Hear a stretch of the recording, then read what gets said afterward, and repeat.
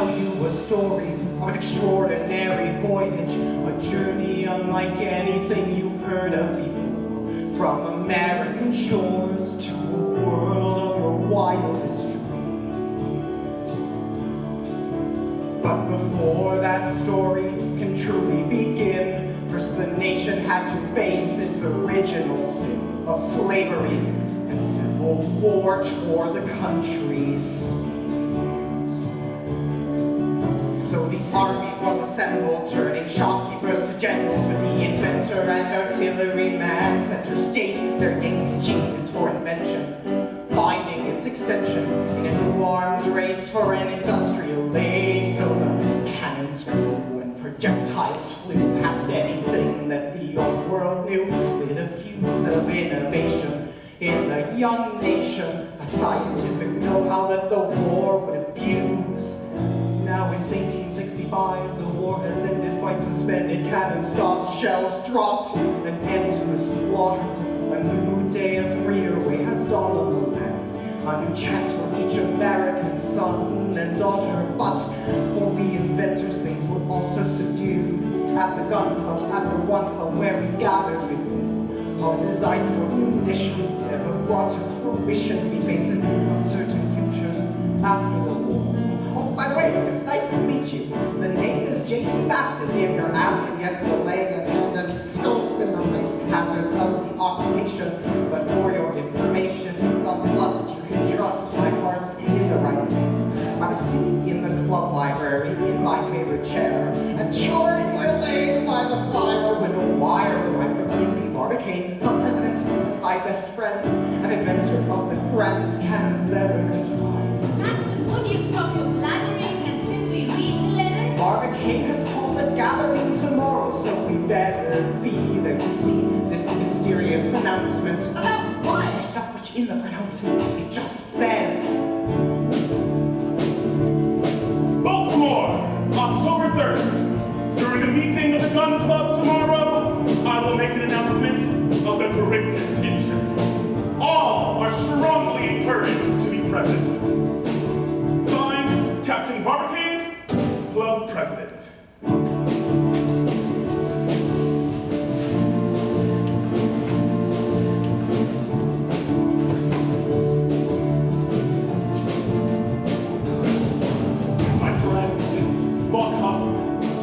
Hear me tell you something wondrous and new. Yes, it's true that I've a new idea. It's thunderous and bold. You've been told the war is over and our future no one knows.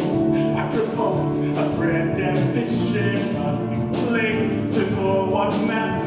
So it's that I offer us a new trajectory and reasons and experiments, one worthy of the 19th century. Come on, man! Gentlemen and ladies, without moderation, come inquire. Might we fire a cannon and shoot a projectile from the earth to the moon? From the earth to the moon. From the earth to the moon. It's vague. Please explain what you mean. I don't have to be on here. Cease! Quiet, please. What I'm suggesting is an engineering feat. When complete, we'll have a cannon with capacity to hurl from this world without missile. such audacity. From the earth to the moon. From the earth to the moon. From the earth To the moon.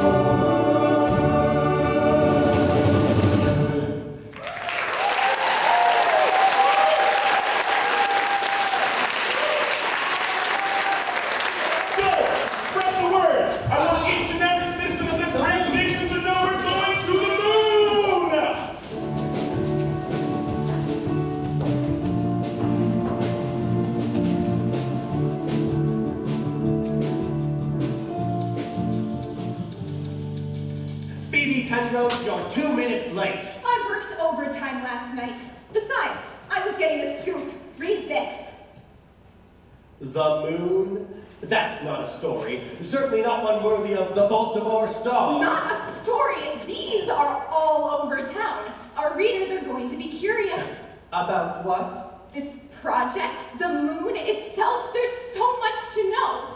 It's important that the public understands, and they deserve a reputable source of information. And that's you. Why not? Penrose, I've told you 1,000 times, I know you think you deserve the front page, but you write for the women's interest section, that's it. This is important. This is progress. This is the... All right. Look, if you can get me a draft by noon, I'll let your article go on the arts and culture page. With the theater critics? Penrose. You won't regret it.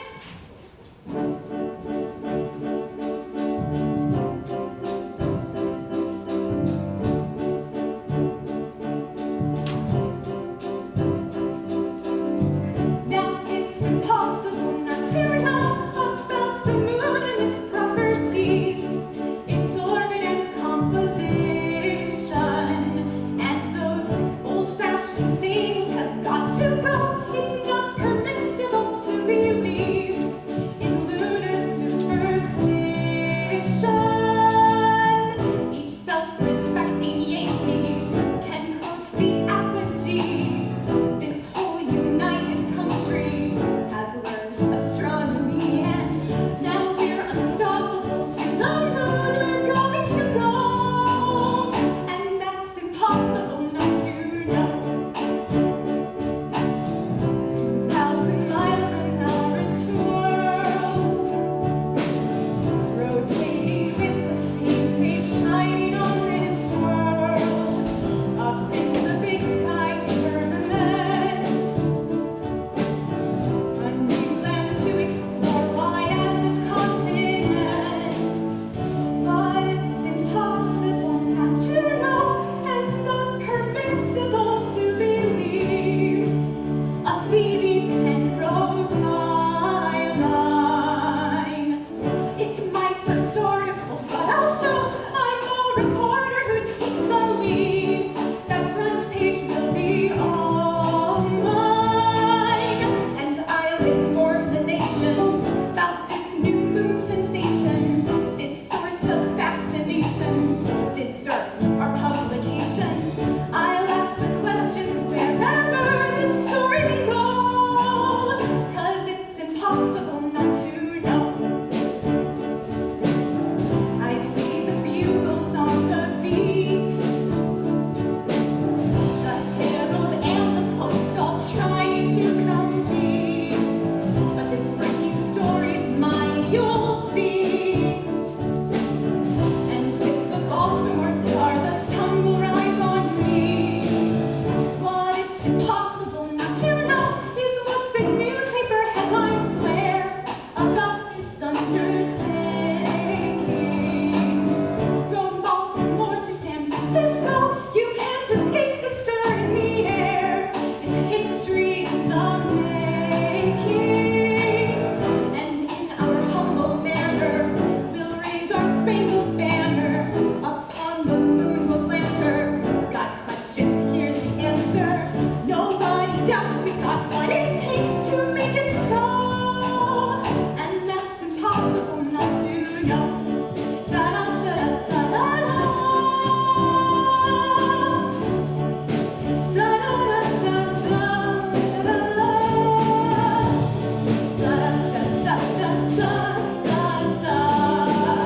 Yes, it's impossible not to know. If you haven't, you ought to read all about it. You've got to learn what it's impossible not to know.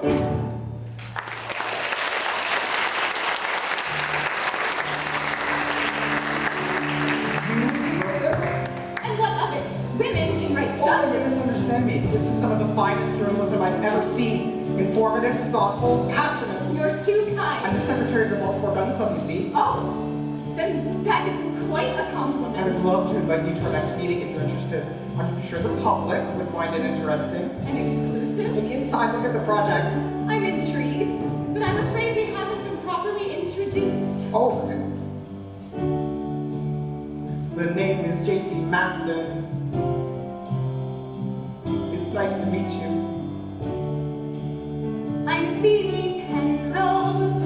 It's nice to meet you too.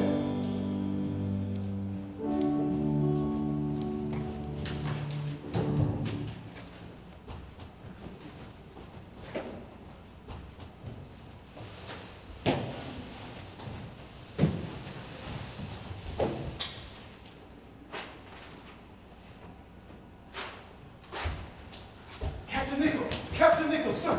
Don't you want to see this? It's about him.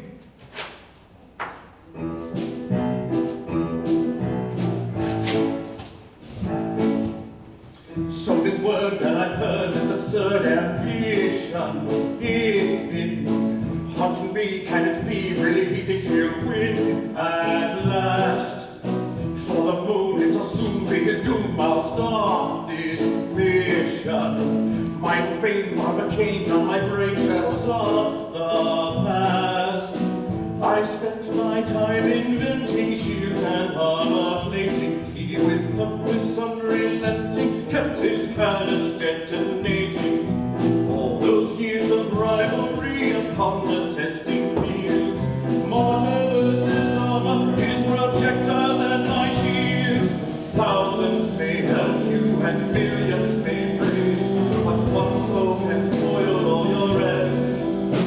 Though the whole country's joined you, yours truly, he stays one enemy among 25 million friends.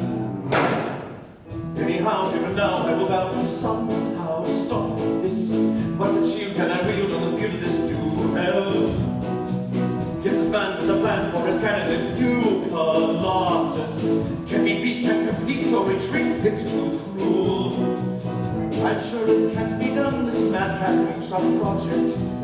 This ill-imagined gun has no potential prospect. It can't be cast, it can't be primed, it just cannot succeed. And even then, no cannonball can reach the proper speed. Thousands may help you and millions may praise, but one foe can foil all your ends. Though the whole country's joined you, yours truly, he stays one enemy among 25 million friends. To the editor of the Pittsburgh Inquirer, this madman's whims and dreams of cannon surely lead to fire or catastrophes unknown, placing citizens in danger. With respect to the rights of the people, I propose a simple wager. 1,000 says the gun club can't obtain the funds. 2,000 says the casting of this cannon can be done. The powder blows when loaded. The cannon bursts when fired.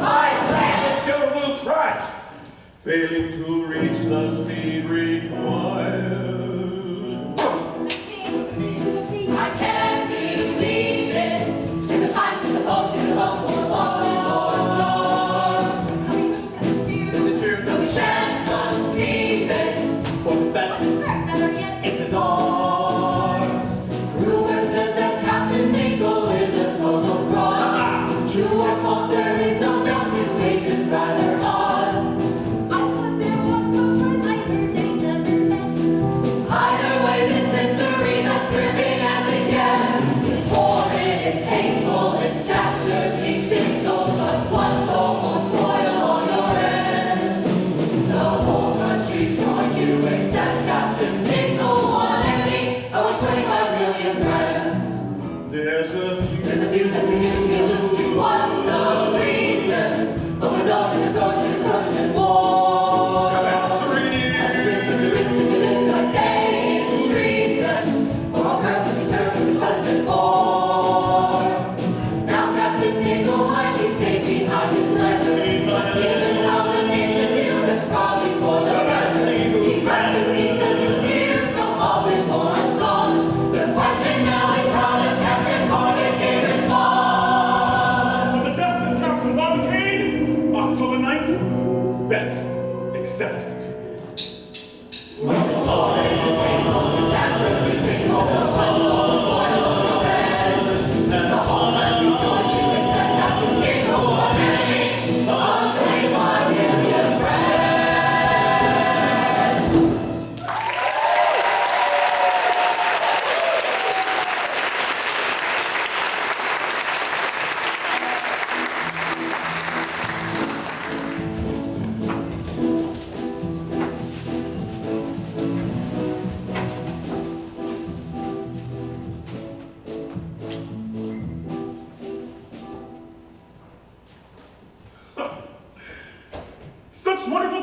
kidding. I'm quite thrilled at your proposal to bring that Penrose in for an exclusive. Yes, she's quite remarkable. Still, not all of it has been so positive. Progress is often met with doubt and fear. Yes, but we'll need to rely on public support to get this project done. True. Is this your way of volunteering to handle the press? You know I'd do anything for the club, if that's what you want. Then the position's yours. Oh, too kind, and my first order of business must be this wager. If you mean Captain Nickel. Who else? I've already handled that. So it's true. You accepted? Of course! I have no doubt we can succeed in anything we put our minds to. You never could say no, and every time he pulls you back He in. was my friend, Aston. And besides, it'll be fun! Winning a few little wagers will certainly drum up public support. I just hope you know what you're doing. Thank you, JT. I do too.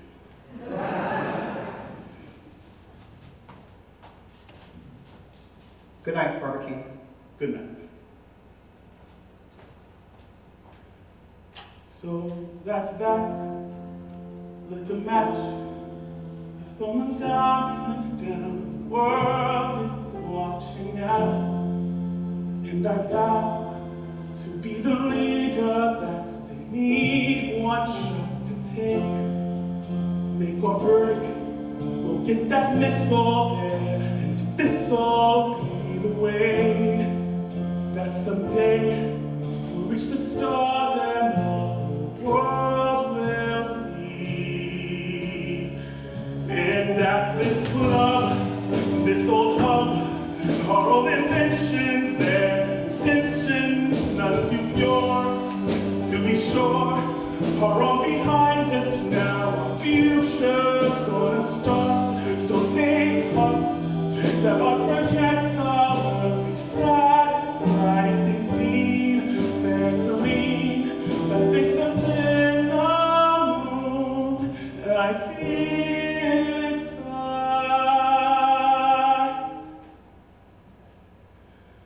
On me.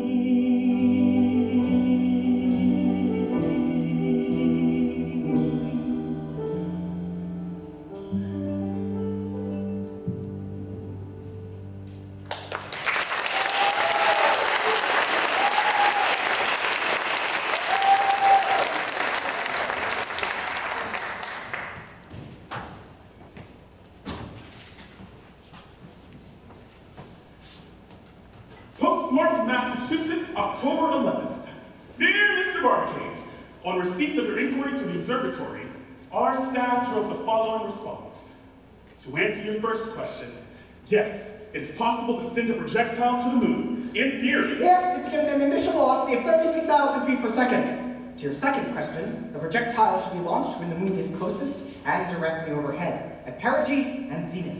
The two rarely occur simultaneously, but will do so at midnight on December 4th of next year. Third, the latitude of the launch site cannot exceed the moon's declination, and so must be located between the equator and 28th parallel. Fourth, given these requirements, and taking into account the Earth's rotation, the moon's orbit, and the gravity of gold, we calculate that for your projectile to reach its target, your cannon must be fired on December 1st of next year, 47 minutes and 40 seconds after 10 o'clock at night. Should this opportunity be missed, the same conditions will not occur for another 18 years, 11 days! Our staff is at your disposal for any questions astronomical and joins its congratulations to those of the entire nation. Sincerely, J.M. Belfast, Director of the Cambridge Observatory. And with that said, I propose to call this meeting to order. Maston. Esteemed members of the Executive Committee, welcome. I think I can claim without understatement that there has hitherto never been a gathering of ballistic geniuses dedicated to so grand an enterprise as we five today, as we plan the parameters of Earth's first artillery ambassador to the heavens. Oh, our magnificent projectile! Thank you, Maston! Enough of poetry. Practicality! But before we get too far, I believe the Honorable Secretary of the Gun Club has an introduction to make. Oh, I'd like to introduce Miss Phoebe Penrose. Of the Baltimore Star. Oh, that splendid article! So this is who you've been raving about. Oh, we're all fans of your writing here. Of course, you've heard of Captain Barbicane, our fearless leader. It's an honor to meet you. The honor is all mine. Our resident artillery expert. General Morgan, man. Charmed. How do you do? And of course, the Bloomsbury sisters. Nice to meet you, Bloomsbury, explosives. Oh, don't mind her. I'm Billsby, née Bloomsbury. My sister and I, we specialize in explosive powder and other reactive substances. Well, I'm sure we're all pleased to have you aboard. You're too kind. I'm just here to observe. Pay me no mind. We will try.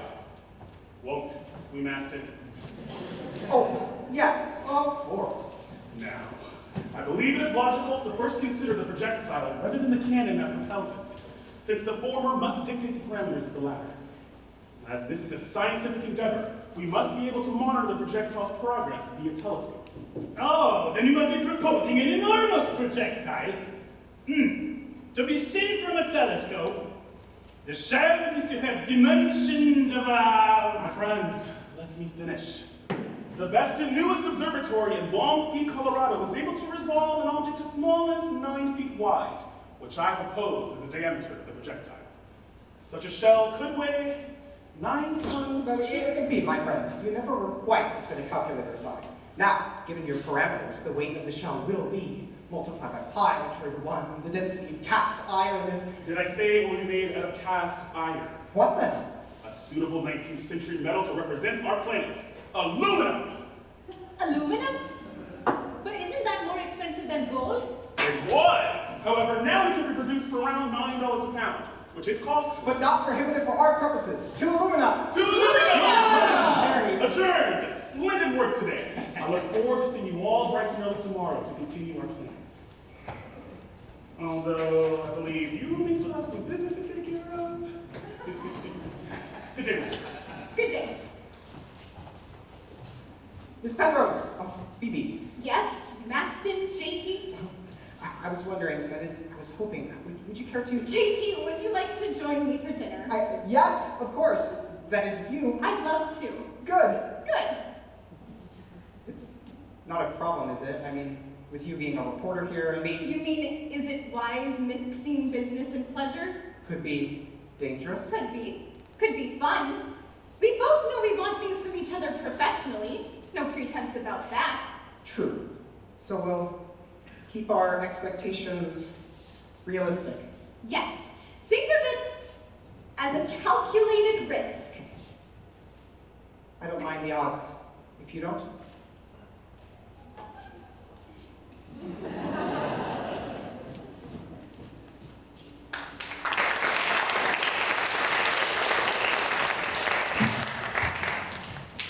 October 13th. The planet continues.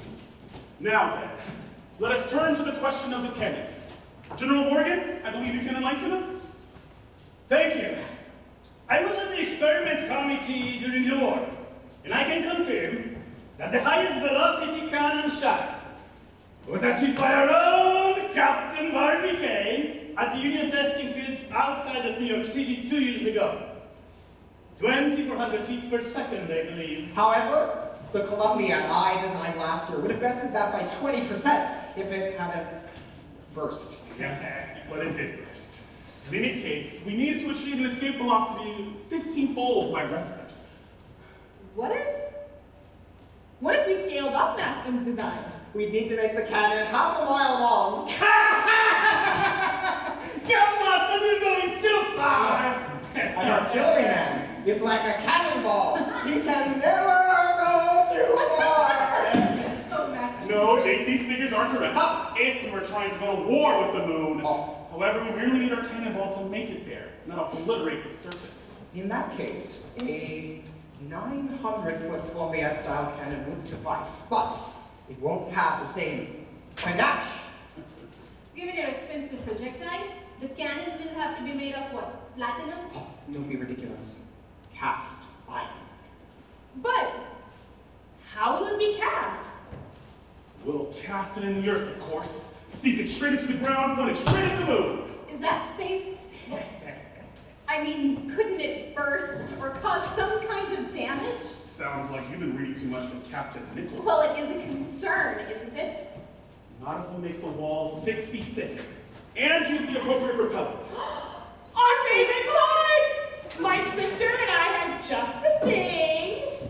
A little side project of our own. We've been saving it for a suitable occasion. Well, Peroxylated nitrocellulose! Which is an enhanced form of gut cotton, of course. We'll need around 400,000 pounds of cotton. Which we will fill at the bore of the cannon. It'll be about a 200-foot stack. Seems a little short. for the last time, Maston, we're not trying to destroy the moon. Yes, of course. Any drawbacks? Yes, as always. Expense. Oh, don't worry about that. We'll be able to raise plenty of money in no time. Oh, you're asking for public funding. Well, yes, in part. Then I assume I'll be allowed to share the full details of the plans? Only what is absolutely necessary. But if you're asking... Now, if we're all in agreement... To Columbia! To Columbia! Okay. Colleagues, I thank you for your counsel. As we're out of sandwiches and tea, let us adjourn. Master, issue a press release to the papers outlining the basics of our plans for the public. Let's hope they're feeling generous.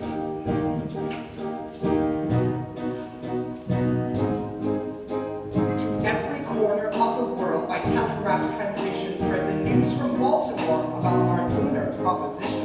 Our mission will need funding, so we now seek the donations of the interested public of all continents and nations.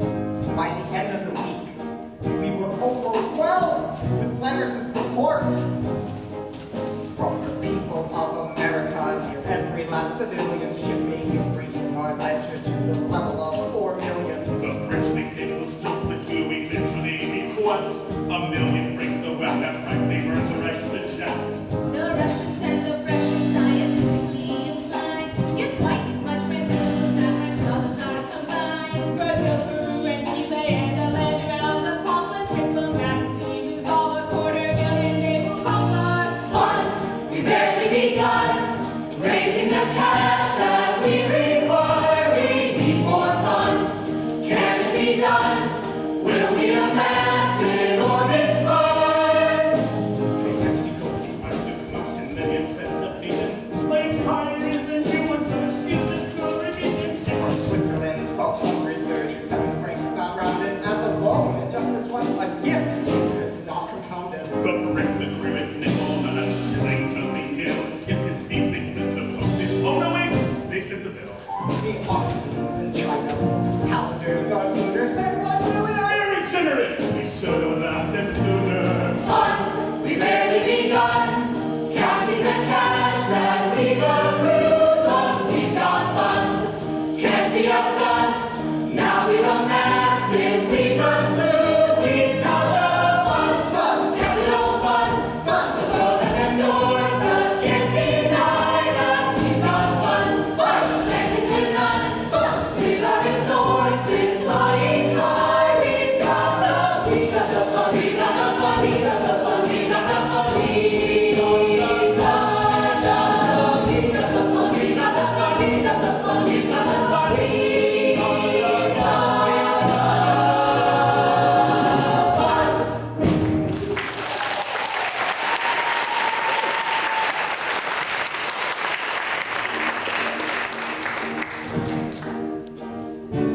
This pompous barricade, his whims are reprehensible, his hazardous experiment is nothing more than spectacle to fan his fragile ego, fond and flatteringly treated. But the gun club raised the funds, so this first wager I've conceded. Add another 1,000 to the account, courtesy of Captain Nichols! The rest is trivial. Why actually building the thing is a mere technicality. Of course, there still remains one final issue. October 20th, 1865.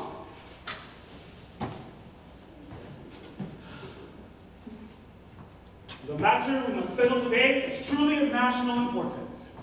and will give us an opportunity to perform a great act of patriotism. Now, the cannon, I propose, ought to be built within the United States. Obviously. If there's one right the Union can claim, it's the right to have a formidable cannon within its boundaries. My dear master. But under present circumstances, we're forced to choose a place fairly close to the equator, so conditions will be right for our experiment. Will you I please? demand a free discussion of ideas. Let me finish my thoughts.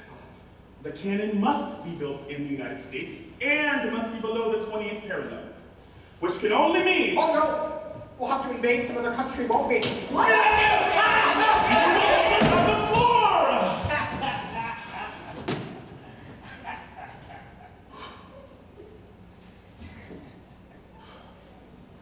If my impatient friend had let me speak, and if he had glanced at a map, he would know that there was no need to declare war on our neighbors, because our nation is, in fact, below the necessary latitude. As you can see, we have the whole southern part of Texas and Florida at our disposal. Texas and Florida. Yeah. Any objections? Maston? I must say, until recently, those traitors wouldn't even have us consider them part of the Union. True. But we won the war. So Union they remain. Besides, we need their land! Very well. Now, I've already sent a telegram to the representatives of the respective states. Baltimore Gun Club seeks city and your state to host Moonshot Project. Stop. Formal proposals to be presented to Planning Committee. Stop. We request the presence of appropriate delegates 1 week hence, Friday, October 27th, 1865.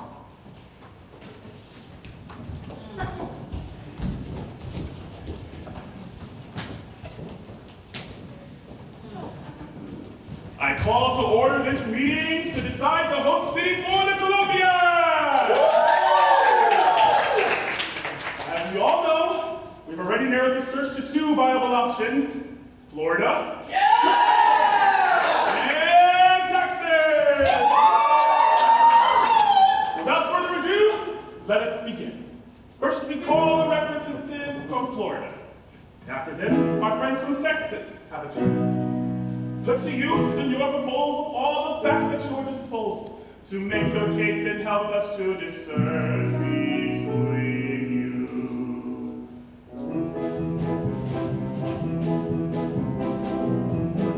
Florida, you may begin. The city we propose to you is Tampa, a shining symbol of the Sunshine State.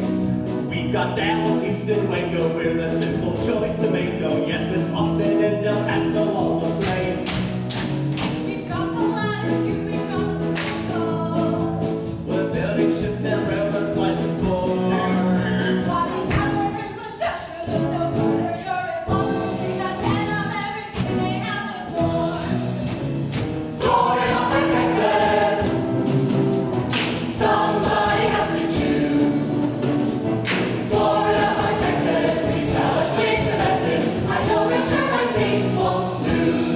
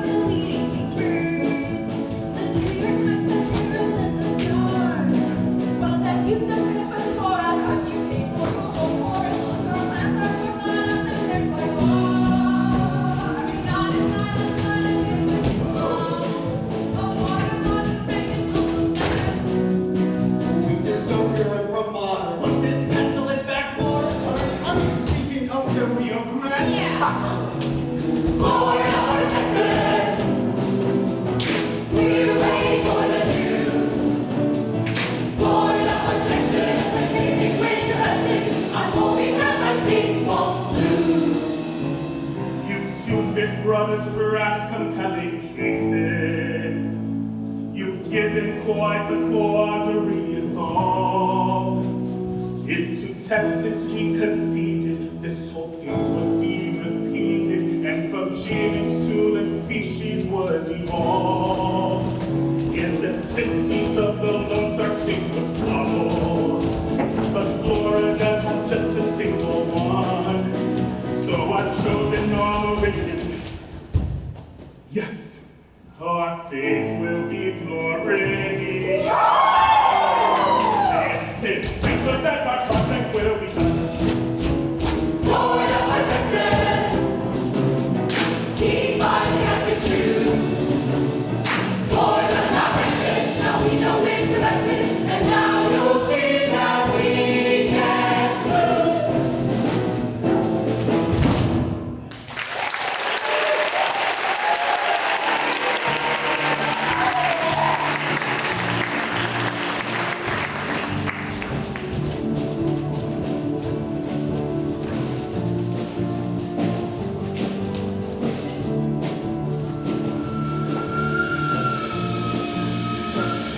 And so we're off on an ordinary voyage, made extraordinary by the person here at my side. To Floridian shores from Baltimore at last we're casting our futures and our fortunes on the wind and the tide. Though my interest is conflicted, this new love unpredicted. By rail, by ship, by horses we go. Didn't know that the Atlantic could be so romantic. From Chesapeake Bay to Gulf of Mexico. Now's the time, so look alive, all. We're nearing our arrival. Plans are laid, debts are paid, and a plot to outrun. It's a story for the ages, my name on all the pages. There's a new world to discover, and our journey's just begun. This way, everyone! Last stop, Stonehill, Florida!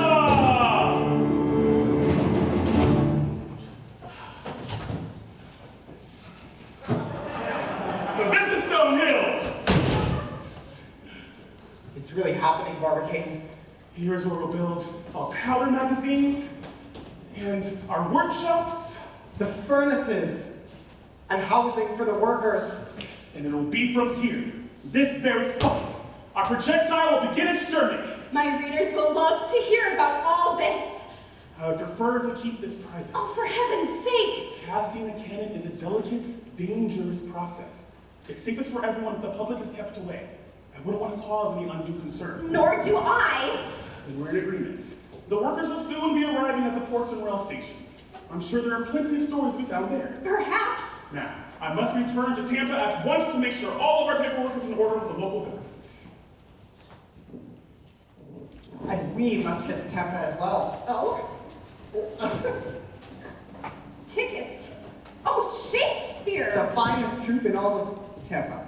And they're doing much ado about nothing. Oh, well, not anymore. The locals apparently took offense to the title, what with the club's project coming to town. So in response, the play's been switched. What?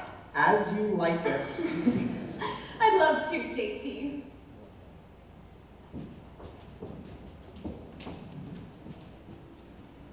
My companion proved far more captivating than the play.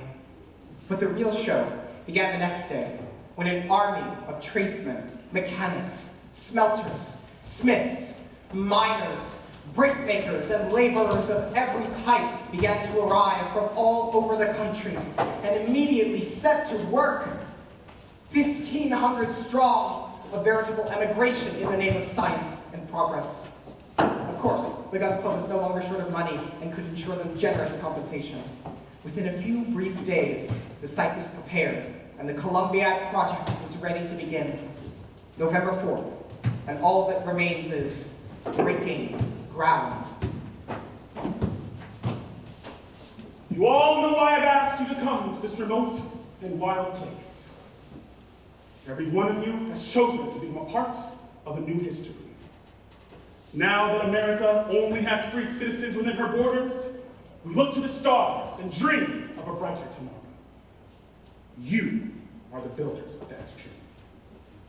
The task ahead is not an easy one. We must remove 2,542,400 cubic feet of earth in 255 days, but it must be done. And with your courage and skill, It will be done! There's a change in the air, like the tang of the sea. There's a new word out there, and it's waiting for me.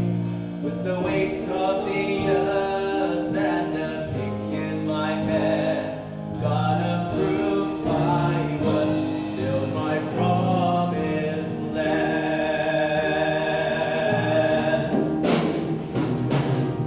And soon from the dust, from the ash will arise. Once we forge this lust, we will aim to the skies. Here our story begins, in this epic renown. Sing the glory begin, now's the time for breaking ground.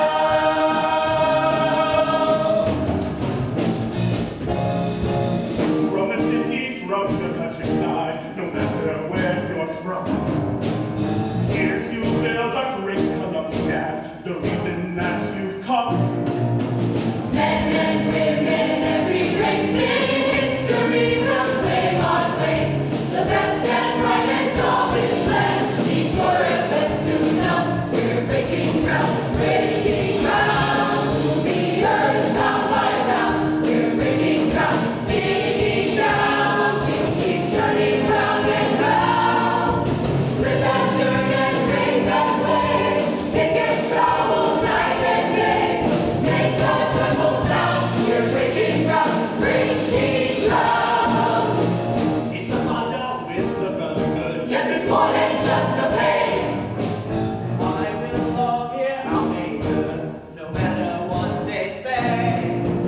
Got a chance to show my skill, a dream to build and hopes fulfilled.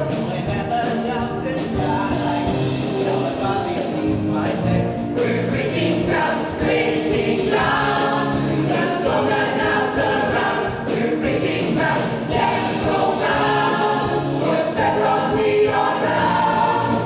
Turn your back to skies above. It's this earth we're thinking of. All the works on will expound. We're breaking ground, breaking ground. Bricklayers, welders, electricians, foreigners, and a brand explosives crew. We know we can build this thing. Roll up your sleeves to work we sing. Together make those final checks, and we're gonna see it through. We're breaking ground, breaking ground. There's a new world to be found. We're breaking ground, hold the ground. The struggles that come down, got to reach the stars someday. So with every stone we lay, till that day comes around, our work song will expound. So make a joyful sound, yeah! We're breaking ground.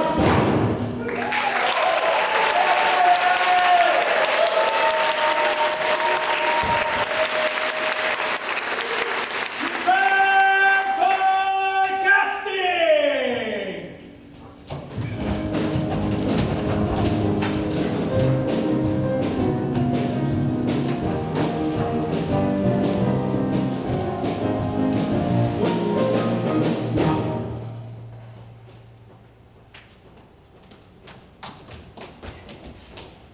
Telegram from Miss Penrose. This is your last warning, Penrose. No more of these bland updates on the Florida project. Get me an actual story, or you're out. Everything in order? Just about, Captain. Very good. I think my readers would appreciate some details of the casting process. Yes, you may report the date and time. That's it. We agreed I would get some story. We agreed that you won't print anything that could jeopardize the project. Nothing to distract. Only what is absolutely necessary. Now, if you'll excuse me, I have much to attend to.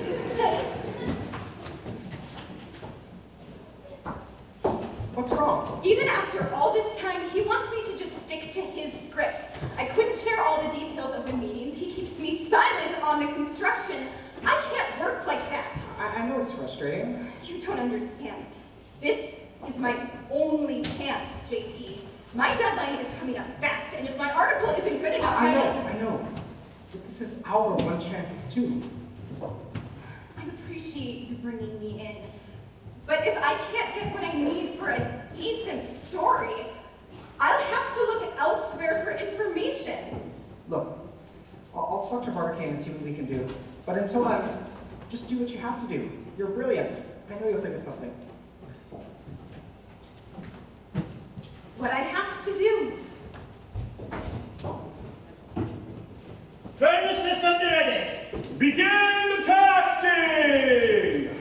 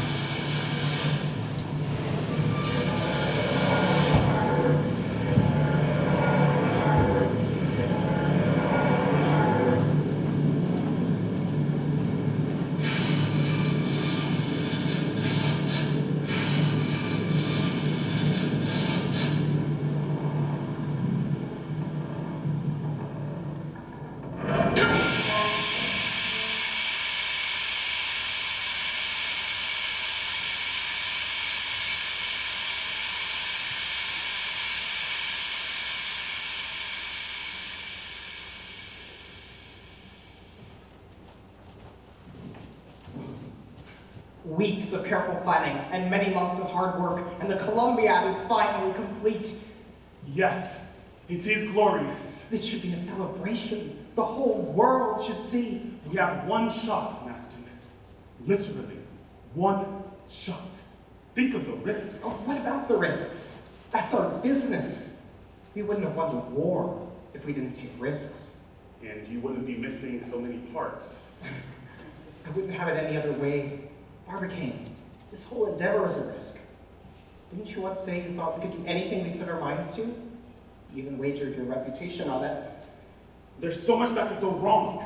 We need public opinion on our side. You have nothing to worry about. You asked me to help with the public, so let me help. You really think it's for the best? Barbicane, it's time.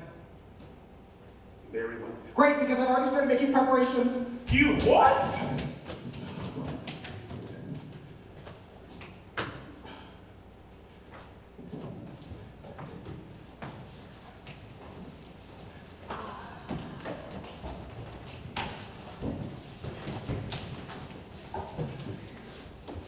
Warmest greetings, distinguished colleagues. We have successfully constructed the largest cannon in history to send a token of human achievement from our humble planets to the moon.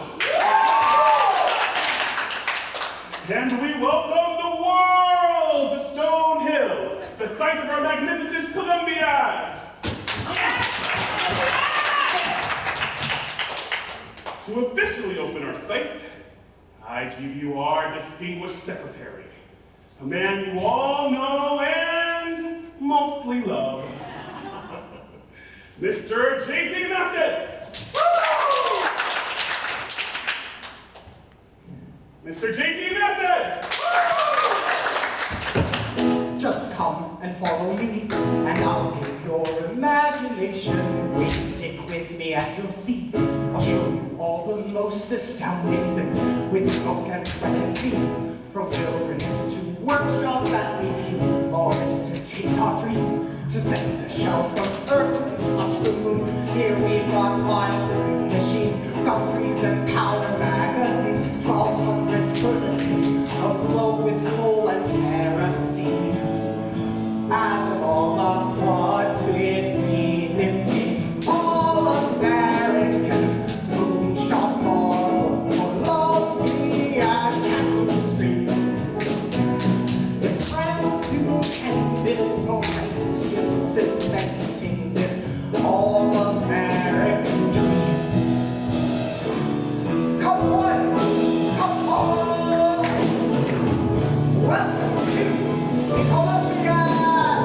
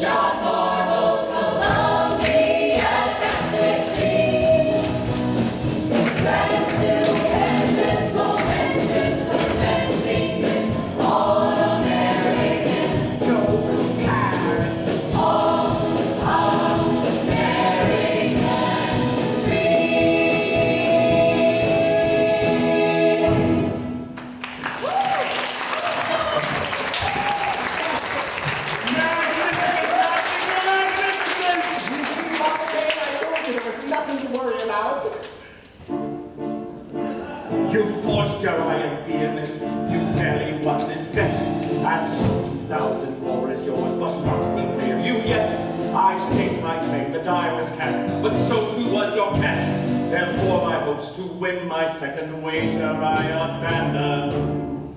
Captain Nichol, thank you for meeting with me. The pleasure is mine, Miss Penrose. I confess, I didn't expect to find you here in Florida. Well, keep your enemies closer and all that. Now, about this article of yours.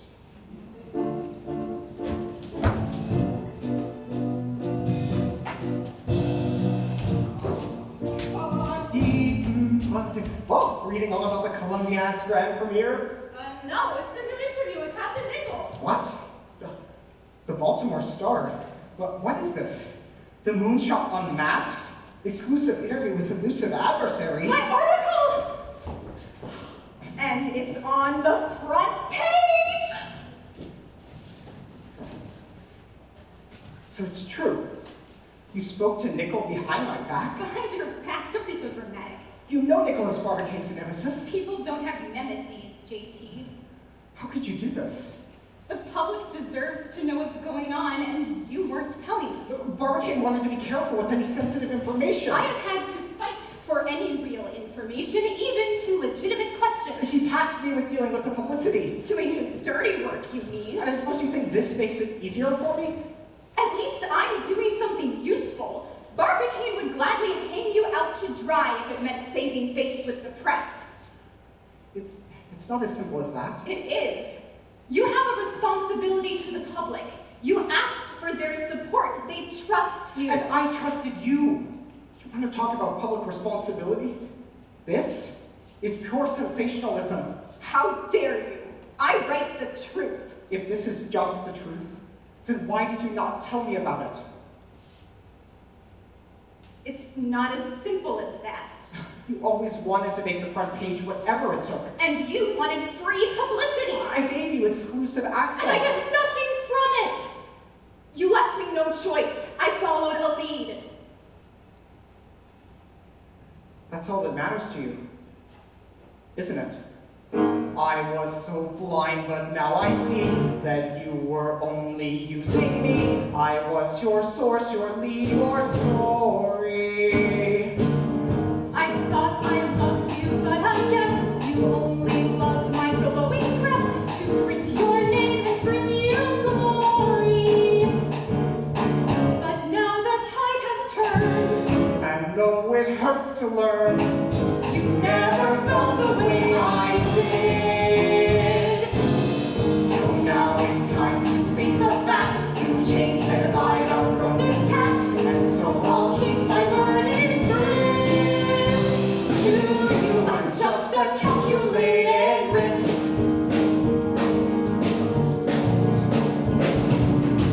now you betrayed us. That's not true. Drop this charade. I never You were never really our supporter. I did my job, so don't you stop. When you asked questions, You cut me off. I'm not your private pet reporter.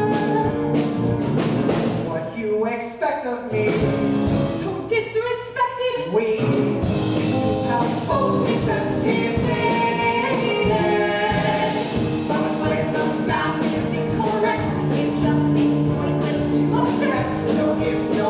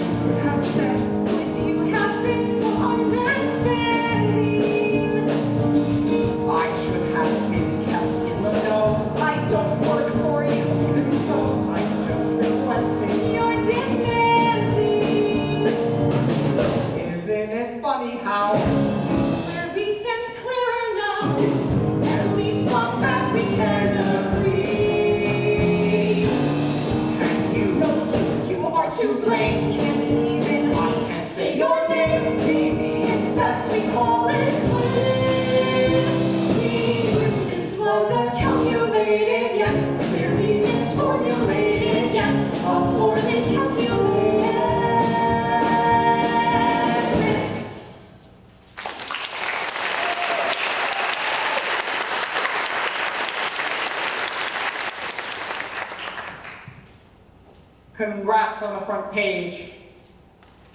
I guess you got what you wanted.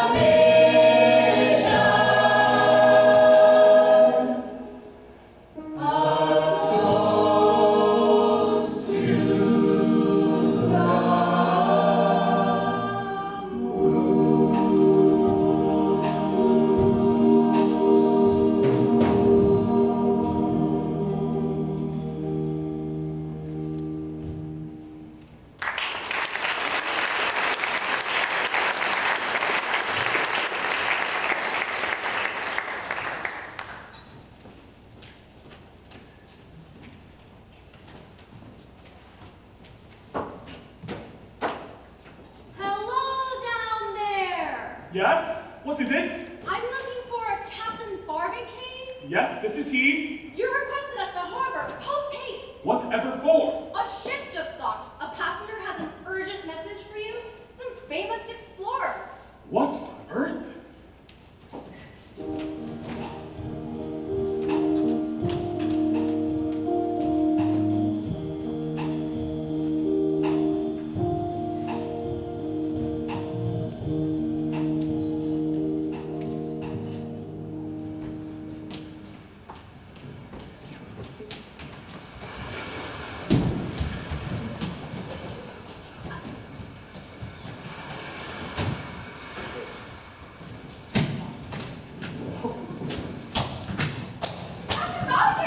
What's happening? Let him through. What is the meaning of this? There's a famous adventure on board.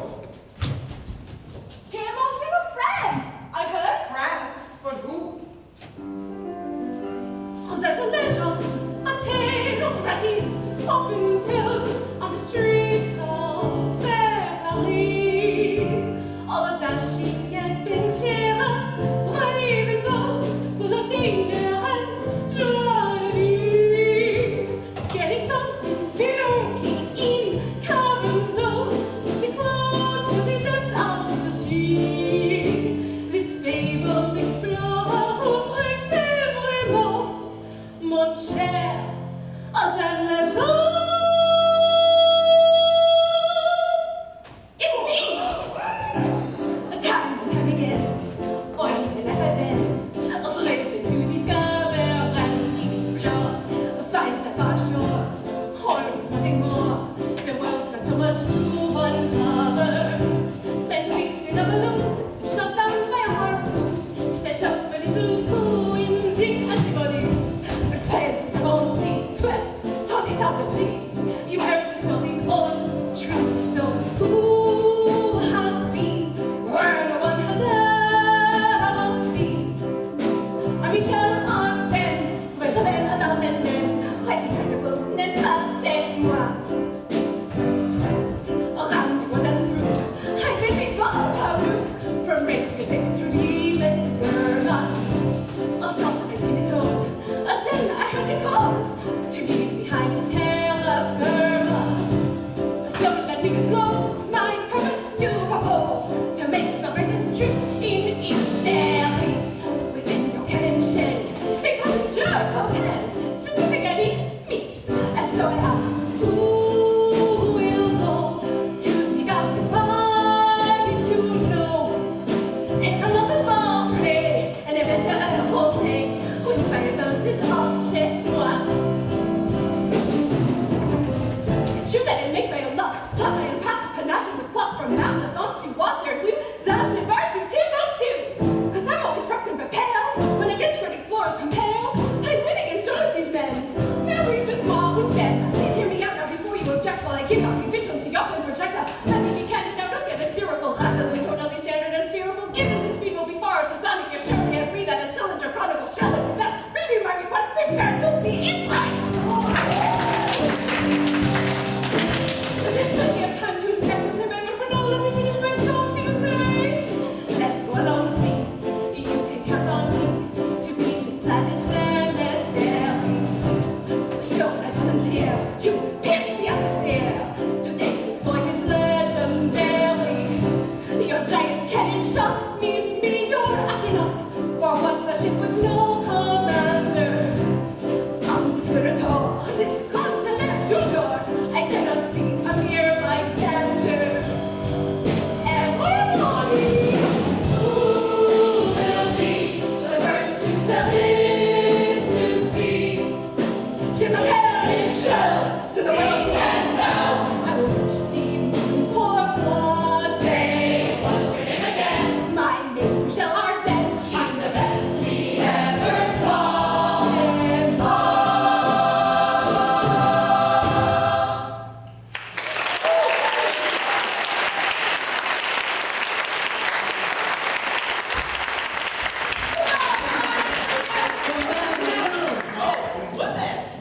Captain, is it true? How? Impossible. It's the American way. Mademoiselle Arden, what is the meaning of this? Monsieur Barbicane, captain. But of course, Captain.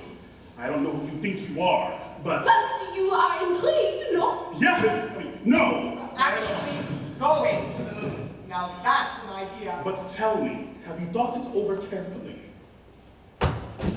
Now we, Captain. We have, how you say, much to discuss. Very well. I'll hear you out. C'est magnifique. Follow me. Maston, handle the public, will you?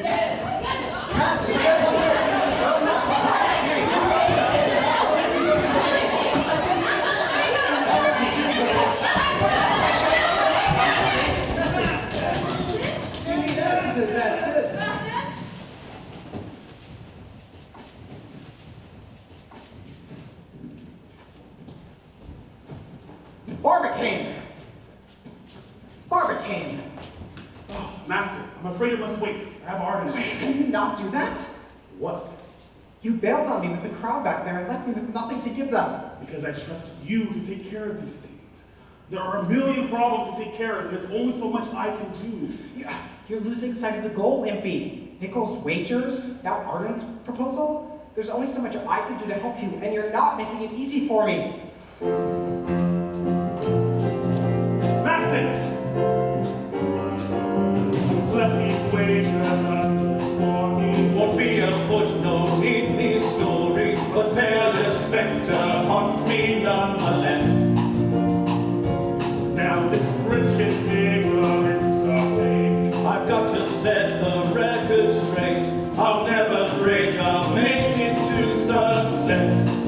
It's all up in the air, our endeavor so unsure. Up in the air.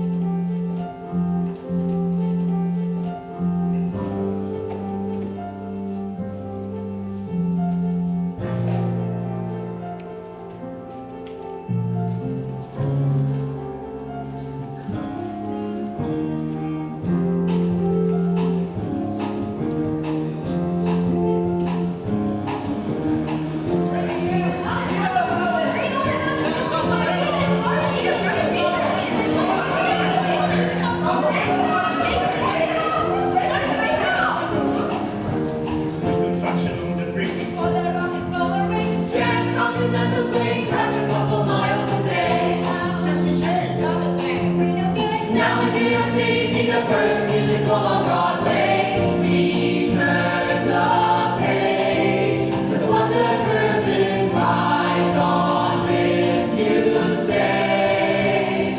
This is America. In 1866, this time, this place, this year, a lot's at stake.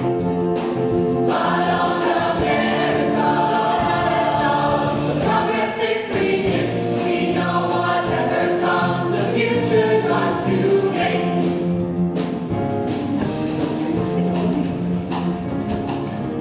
Memphis riots, New Orleans. Amendment 14. Civil rights at Casas. As they finally built the Capitol Dome, fighting in Canada, bananas come from Panama. Transatlantic telegraph, political upheaval at home. Yesterday's gone, the future's coming now, but what's going on? This is America. In 1866, this time, this place, this year, a lot's at stake. But on the merits of the progressive preachers, we know whatever comes, the future's ours to make. Look, there he is! Look, there he is! Here in Tampa, chaos reigns. Ships and trains. Seeking something, casting down an unexpected danger, no guides you come across the sea. Is it true? Because she's Going to the moon. But can they do it? Will the project survive? Nobody knows what's gonna happen next, where this story goes. This is America. In 1866, this time, this place, this year, a lot's at stake. But on the merits of the progressive preachers, we know whatever comes, the future's ours to make. 1866, this is 1866. 1866, this is 1866.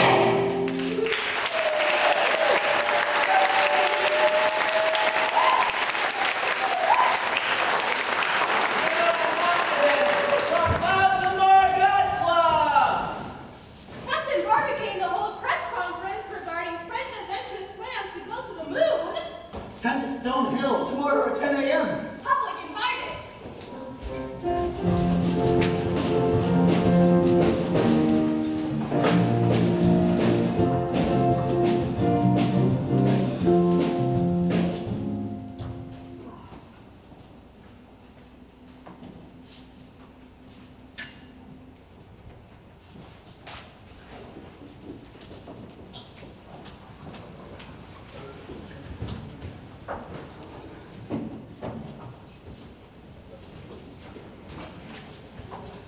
You actually accepted Arda's proposal? We haven't even worked out all the details. I have confidence that we But the will. price is here now. It's my job to get them answers. We just needed to keep things running smoothly. Arden and I can answer any questions. Can you? Just let me handle it.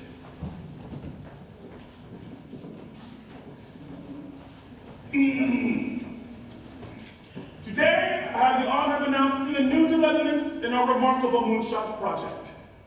The rumors are true. I have accepted Mademoiselle Ardenne's proposal for her to man. To pilots, then. Our projectile from the Earth to the Moon!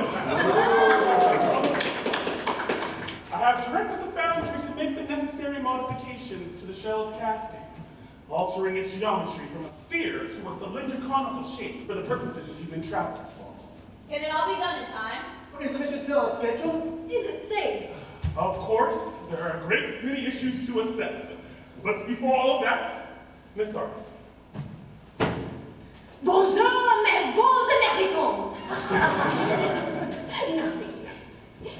I am honored to accept Monsieur Barbicane's gracious invitation to command your magnificent projectile as it travels to the moon.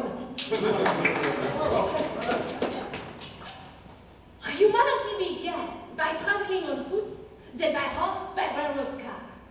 And the vehicle of the future is the projectile.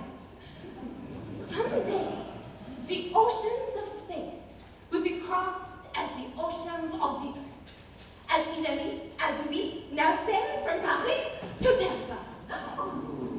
Hillary. Alpha Centauri is 26,000 billion miles away. So, should we be daunted by the distance to the moon? No, mes amis! This dance is an empty word that will eventually be reduced to zero. Have you planned other space missions? How do you feel about traveling to space? What made you decide? If you'll each just state your query in an orderly fashion. Phoebe Penrose, Baltimore Star. Oh, for the love of... How do you intend your pilots to breathe on the moon? We don't even know if there's air up there. That would seem concerning, and I would love to answer... You'll have to forgive me, for I am not an astronomer. However, I understand that on the July 18, 1860 eclipse, the able French astronomer Laussedet noticed that the points of the sun's crescent were blurred, suggesting the presence of a little atmosphere. Will that be enough? Certainly, and economize by breathing only on great occasions. Boston Herald, man. What about what? I've heard of the Italian astronomer Schiaparelli's recent discovery of the Canali on Mars. I think it is reasonable to assume something similar holds on the moon. Do you believe the moon to be inhabited? What better way to find out than to go there and see? Absolutely. I'll leave the practicalities of life on the moon to you and your astronomical colleagues. My question is for the gun club. What's off the trip itself? Well, how will you actually land on the moon? Another excellent question. Well, we could make use of small thrusters mounted into the sides of the shell. And after reaching the first Lagrange point, begin the counter-thrust. Yippee, you are putting the poor man to sleep! More poetically, I guess you could say that after launching the projectile from a massive cannon, Miss Arden might snow the projectile by firing miniature cannons on the sides of the shell.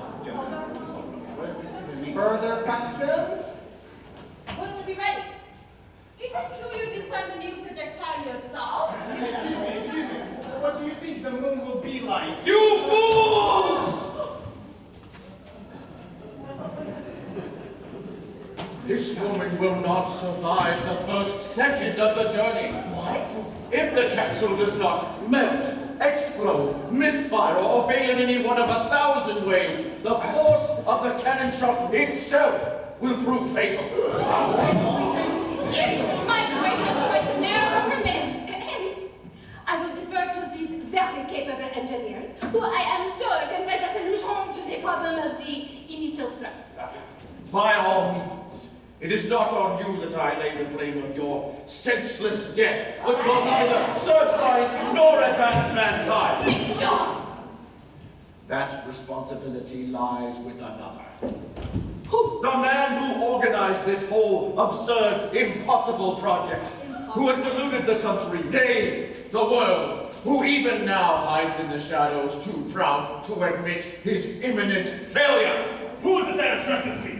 Identify yourself! You know precisely who I am, Captain Nichols! And I denounce you, Barbicane, you and your accursed project! Order! I see. Let us talk later, and we can discuss our differences. I will find you. And ask him handle any other questions. Do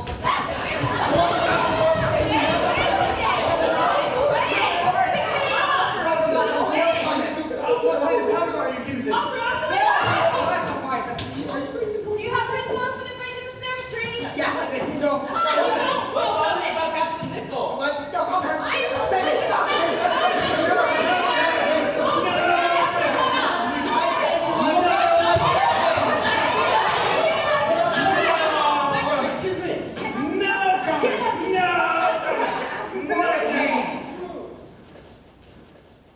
Again, Barbicane? Pardon? I'm sick of you doing that. What? Putting me in that position. Phoebe was right. You throw me to the wolves to defend you in the project, but you don't care enough to listen to me when I come to you begging for answers. Look, I know it's difficult, JT. You don't know anything about difficult. You don't know what I've sacrificed, what I've lost, just so you can play genius. Play genius? I'm doing this for all of us, not just for myself. You're brilliant, Barbicane. What you're leading is unprecedented. But there are untold numbers of brilliant minds all around the world. All of this nonsense with the press, that's just for your public image. That's your choice. It was your idea. Nickel wasn't. You're so distracted with trying to control the story, with public perception, with these stupid wagers, that you're losing sight of what's really important.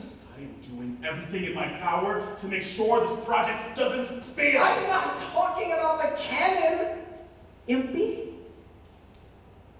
I'm talking about your friends. Our friendship. Master, If you want to go, waste your time making a spectacle with Nickel, be my guest. But I'm done. What are you suggesting? I believe in what we're doing. So I'll stay on as press secretary for the sake of the mission, but not for you. Master. Great. Is that enough of a story for you? I'm not here for you. I just wanted to get a comment from Barbicane. Haven't you done enough? If it weren't for you, Nickel wouldn't have even come. You know that's not true. Sure. See you at the next press conference. Wait, but Nickel It's was none of my concern. Barbicane can handle his own affairs. But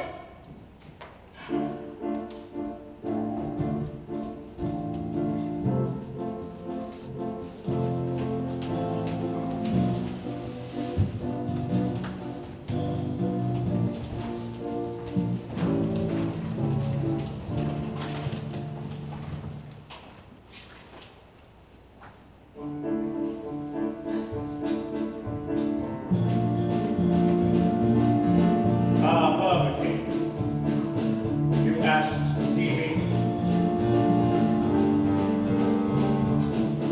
I admit your president shocked me. From my past goes glories to humiliate, to mock me. You return to all these years When we met, I was the star and the North's best inventor, but you came, eclipsed me, upstaged me, my friend and tormentor, and so I'll reclaim my own spotlight, discredit you, call out your bluff. For us both to shine, there just isn't room enough.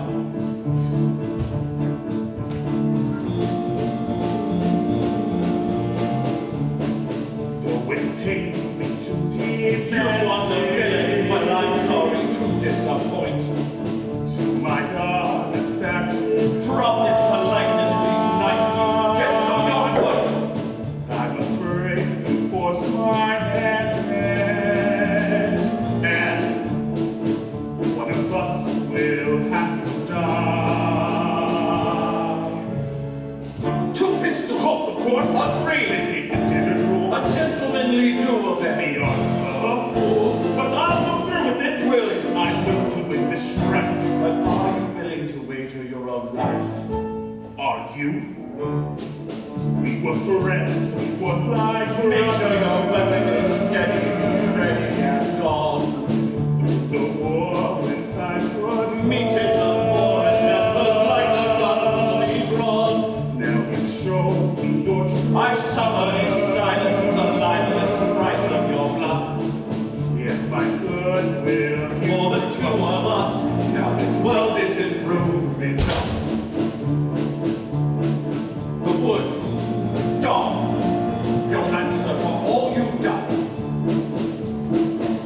I look forward to it, old friend.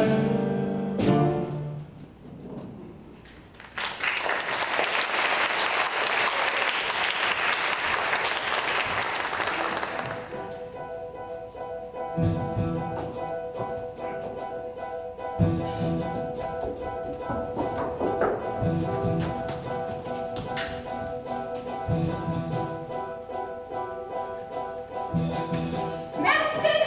JT! Here you are. Phoebe,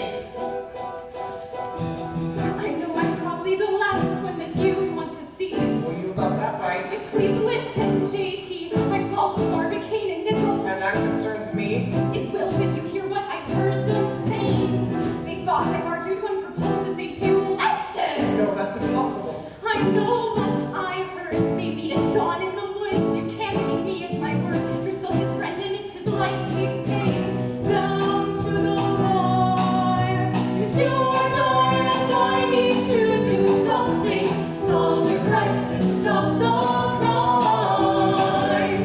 Now the tide's rising high. Who prints before they plunge, it's all for nothing. If we all run out of time, it's a trial by fire. This customs barbarous man seems American doom. You may be right, Michelle. You're American fools. Should we honor the police, the club, the president? Who will stop this tragedy that's in the making? Let's all go down to zero. There's not a moment to lose. I'll fight this duel myself. What a horrible news. There must be some way, somehow, to make the danger diffuse. What takes a risk, but it's a risk worth taking. Down to the wire. It's you or die, and I need to do something. Solve the crisis, stop the crime. Now the tide's rising high. The breath before the plunge, it's all for nothing. If we all run out of time, it's a trial by fire. When the murderer murdered, you can't let them fight. Which way do we go now? Here to the right. You there, have you seen a man until the forest is night? Yes, I do not use just the twilight's end. And have you heard any shots? No, sir, not one. Wasn't that once it's clear what must be done? In choosing what we will go. And I won't see the sun in the sky until I found my friend. Down to the wire. It's do or die, and I need to do something. Solve the crisis, stop the crime. Now the tide's rising high. The breath before the plunge, it's all for nothing. If we all run out of time, it's a trial by fire.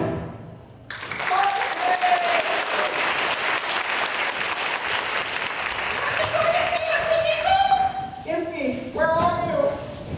Captain Barbicane! Barbicane! Captain Nico! Impy! Captain Nico! Barbicane!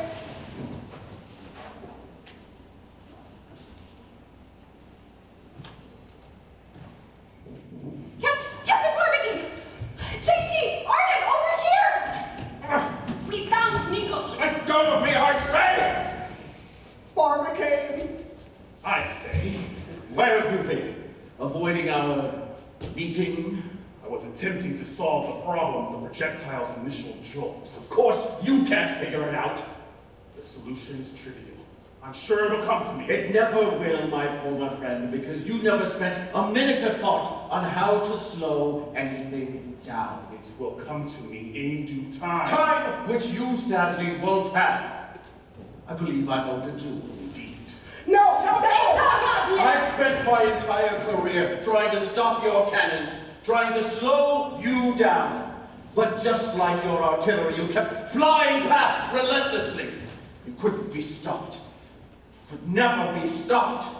I seem to recall your armor fending off more than its fair share. Yes, but then you just come back with something bigger and stronger. As did you. But then it all ended.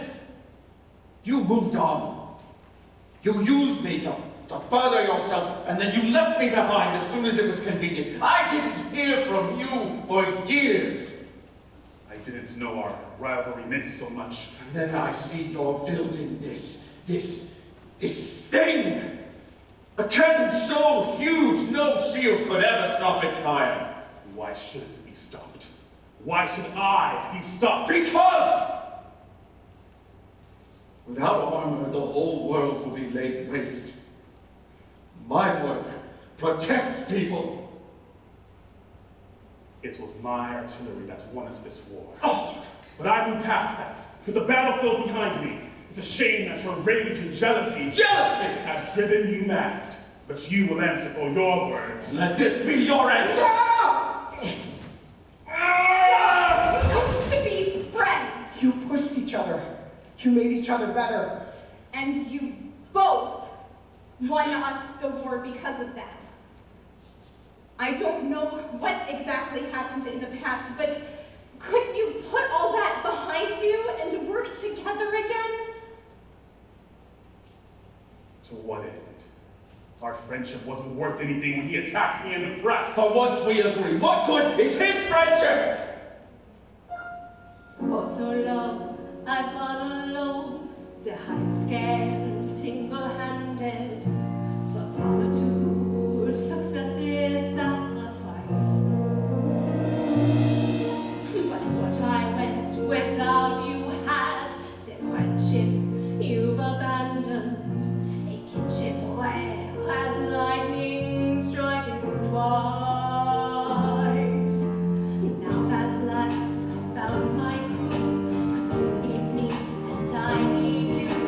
So it's clear there's just one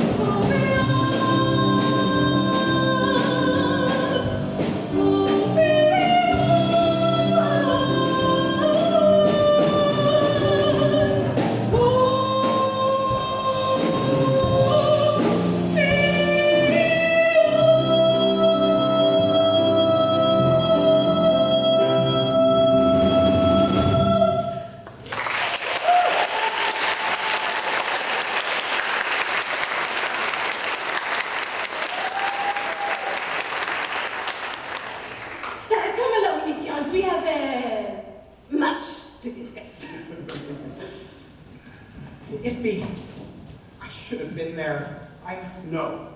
I'm sorry, JT. I don't want to lose you like I once lost Nickel. Coming, Barbicane. We're good. Good. I'll leave you two alone. Miss Penrose. Captain Barbicane. Now, about the solution of yours. A series of timed explosions, coupled with hydraulic dampeners of my own design, of course.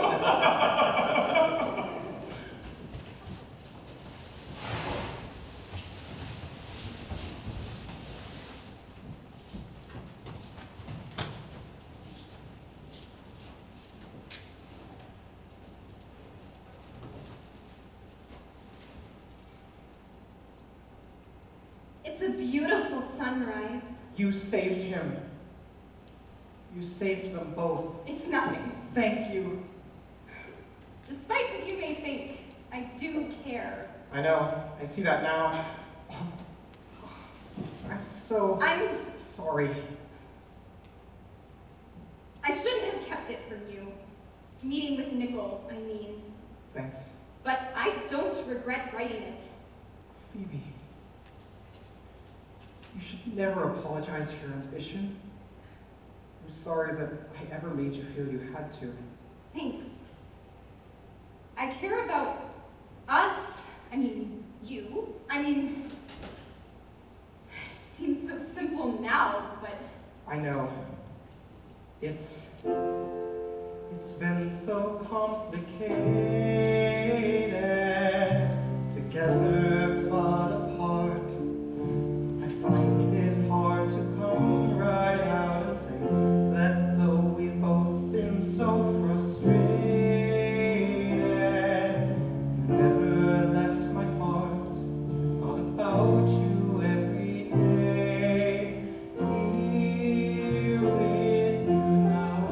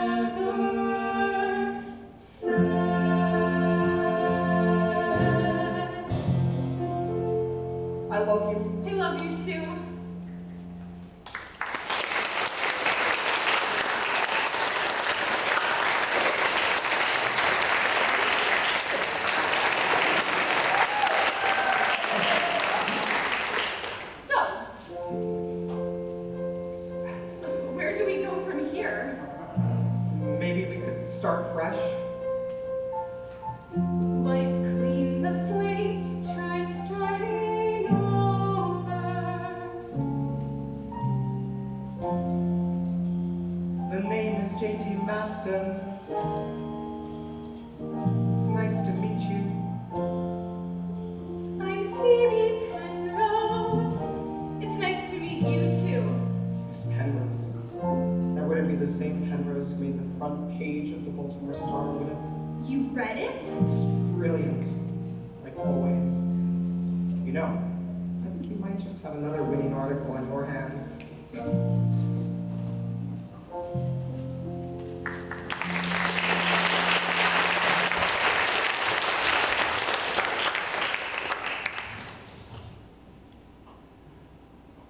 Ah, Miss Arden. Just who I was looking for. Quelle surprise! La dame journaliste of the Baltimore Star, of course. Pleased to speak with you, officiellement. You're familiar with my work? But of course, Monsieur Maston speaks of you highly. And often. I was wondering if I might have a word with you concerning my next article. Ever the report there, no? Your extraordinary proposition saved Captain Barbicane and Captain Nickel. The whole country needs to know about you. It was your, how you say, eavesdropping on the captains that saved them. I merely saw the opportunity and jumped. I imagine you jump at opportune moments often in your travels.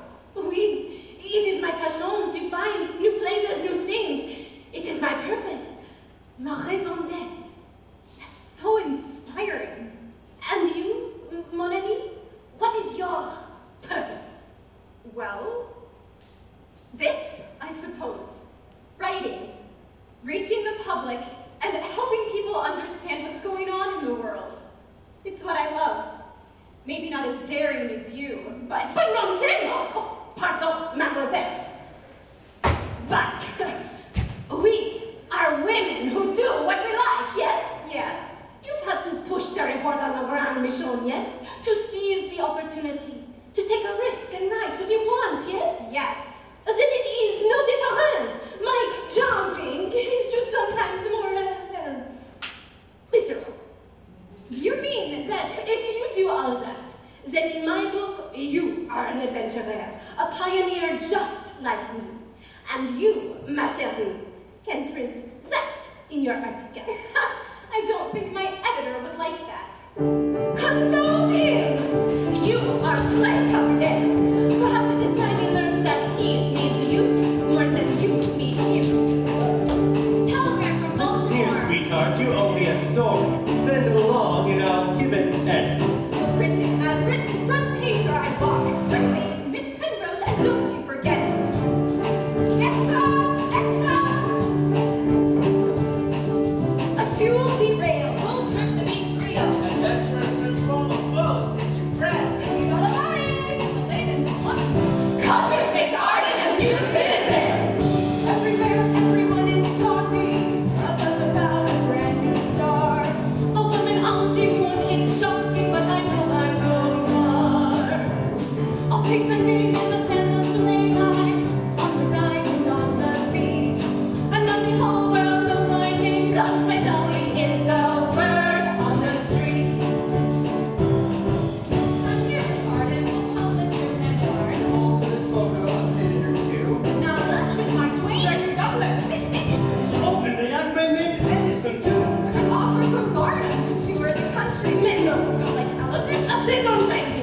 The Lyceum Circuit, I know you would work it. Silly guns, that we both can agree. Everywhere, everyone is talking about a brand new star. A woman on the moon is shocking, but I know I'm going far. I'll chase her name and I'll hand the flame line. On the rise and on the beat. And now the whole world knows my name, 'cause my story is the word on the street. Can I get an autograph? Sure, if you ask her. Thanks, but I actually want one from you. Me? You're a genius. You flatter. Oh, really? And someday I'll be a great journalist too. You're a star. Want me to no, share a thing. A comic. Please, one at a time, and you'll all get a quote. Now about giving women the right to vote. Woo!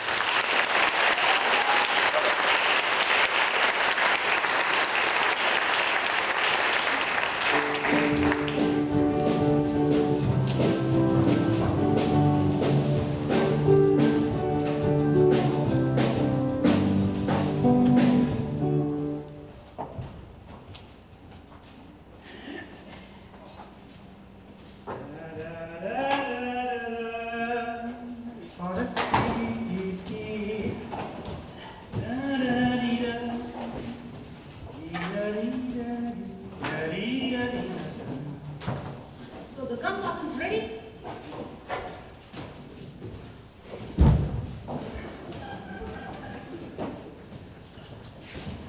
Carefully, carefully. Mind that bay now! November 21st, 10 days to launch. The explosives must be loaded. Watch it. Watch yourself. And put on the map, sir!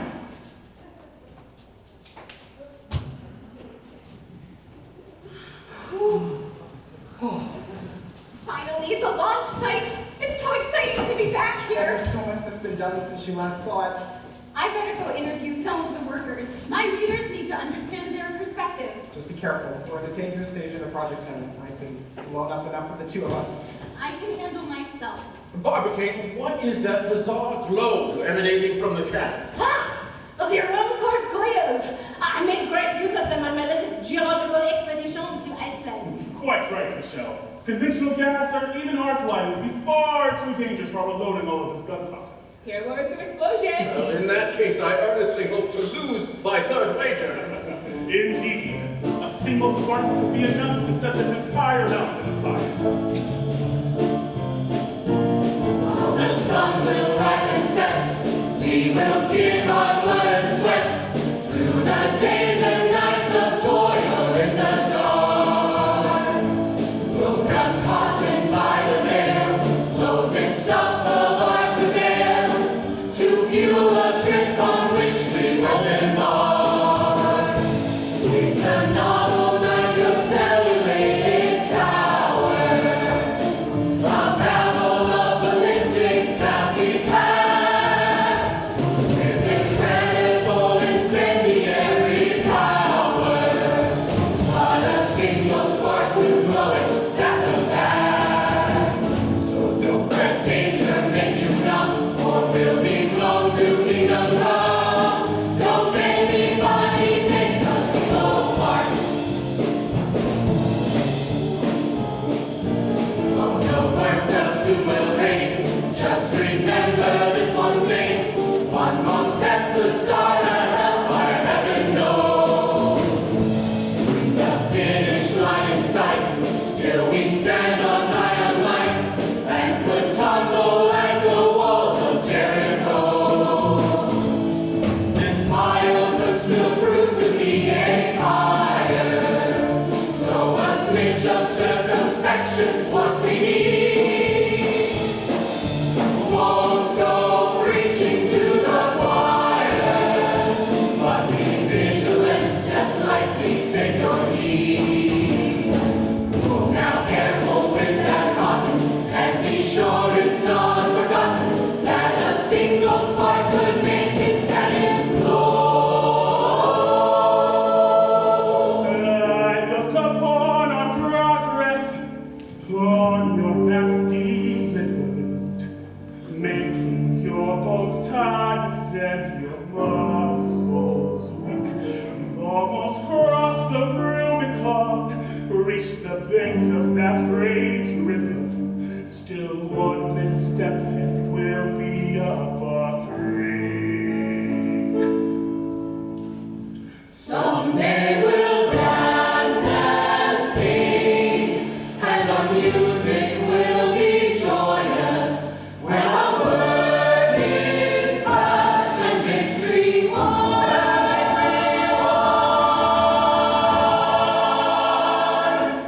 But now's no time to rest.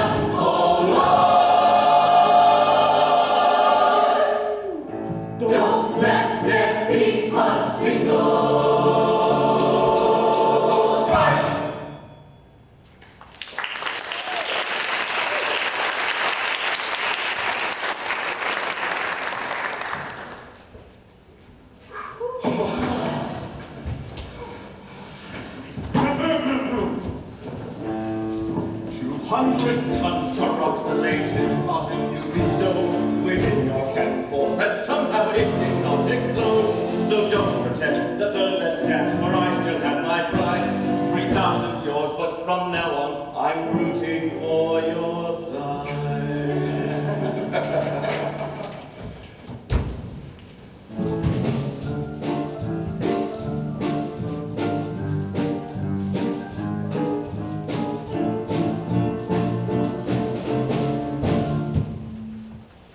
December 1st, launch day. Unprecedented masses began to arrive in preparation for the big event. 5 million, said the Tampa Observer. For those of us in the gun club, there was nothing more to do. The cannon had been cast and bored, the accelerant had been packed, and the projectile arrived by train several days prior and was thoroughly inspected and primed. And at 7 o'clock, a heavy silence fell over everyone who had gathered to see history be made. To the whole world, the moon appeared closer than ever before. For the first time in human history, that mysterious other world felt only steps away.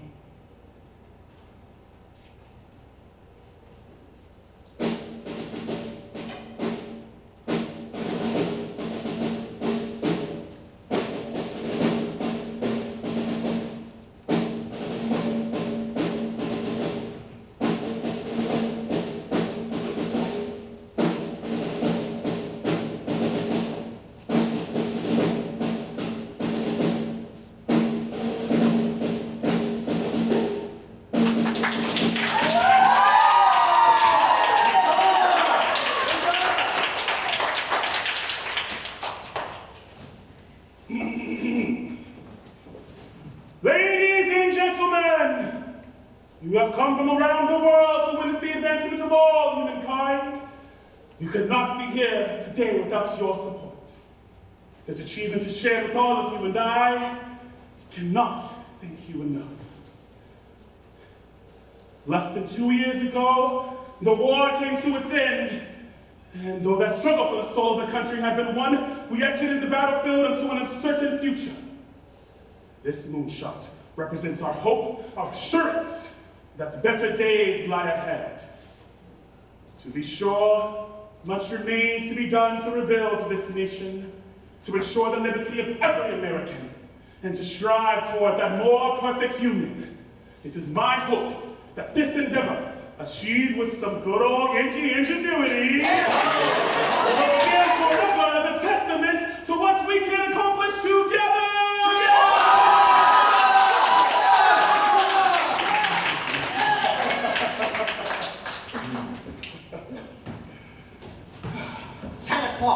47 minutes to launch. It occurs to me, Nico, you have made a series of bets of very little advantage to yourself. How so? If you win either of the remaining wagers, the Columbia will burst, or the projectile will have fallen back to the earth. And Barbicane will not be there to reimburse you, nor you to collect. My stakes are at a bank in Baltimore, and if Nickel cannot collect, it'll go to his heirs. Quite. I made the same arrangement. How else would it be done? Américains, je ne comprends pas.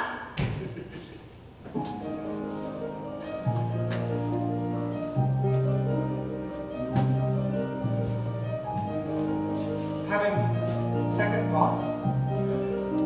No, it's not that.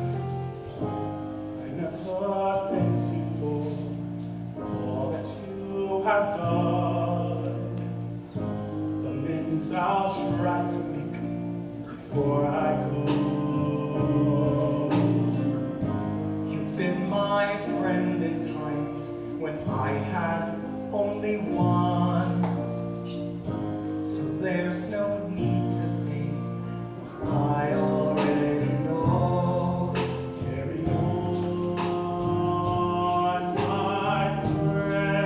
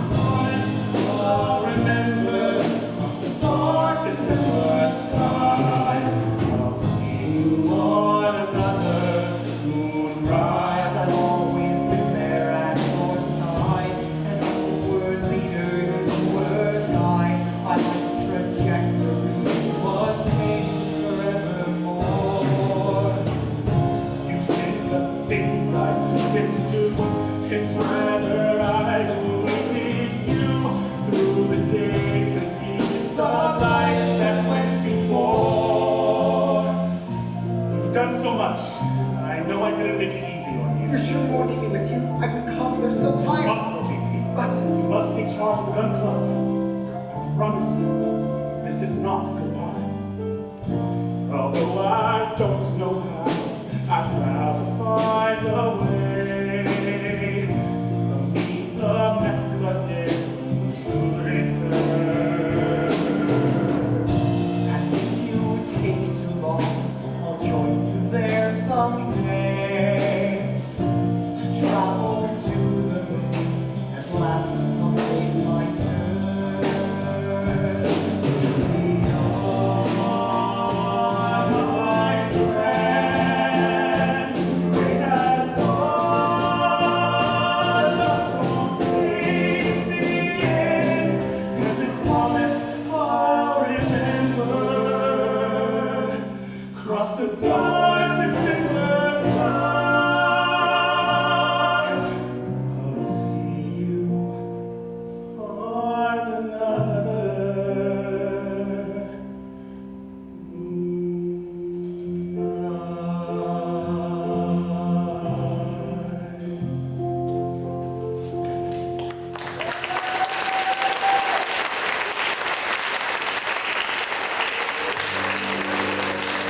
Oh, there isn't much time. Never thought you'd be the one keeping me on schedule. Well, going to be the responsible one now.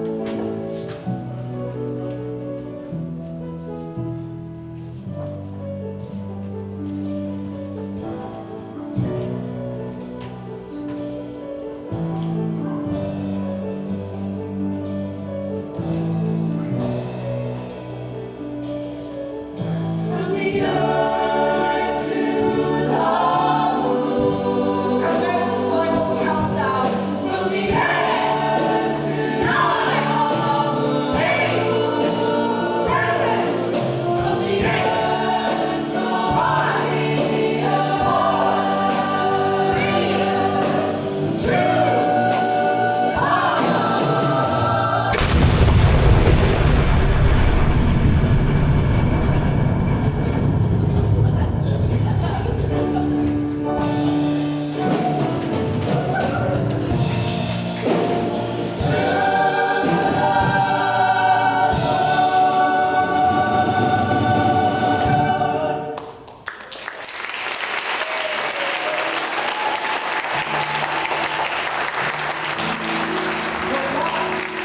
Had worked.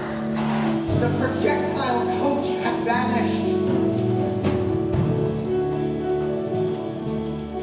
So at the end it had begun, this extraordinary voyage. But for me there remained a final journey to make. High atop the Rocky Mountains, an observatory waiting, watching, tracking the trajectory the capsule would take. From my lunar observation, I surmised our detonation had imparted a velocity just slightly too great. So they reached the proper distance, but before the proper instance, now to orbit round the moon itself seemed surely their fate. What will happen to them, JT? They'll figure it out. They've taken to space all the resources of art, science, and industry. With that, you can do anything you want. They'll find a way back. You'll see. And my positive prediction, my confident conviction about this big predicament besetting my friends was brought to fast fruition by a rapid round-trip mission. Against the odds, they made it back their home once again. I promise you I'll return. I never doubted you would. And it didn't so transpired. Landing rockets fired. Our embassy situation came to an end.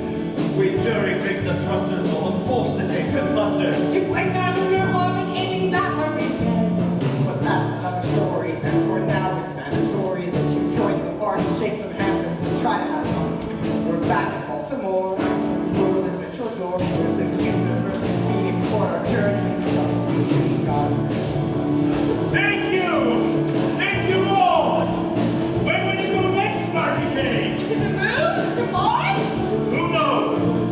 But with the help of my friends, I know it will be extraordinary.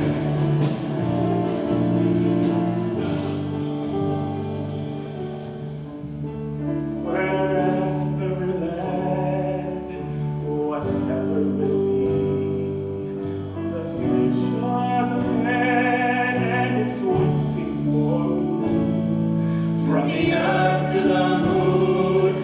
to come back around. It's no end to our doom, 'cause we won't stop breaking ground.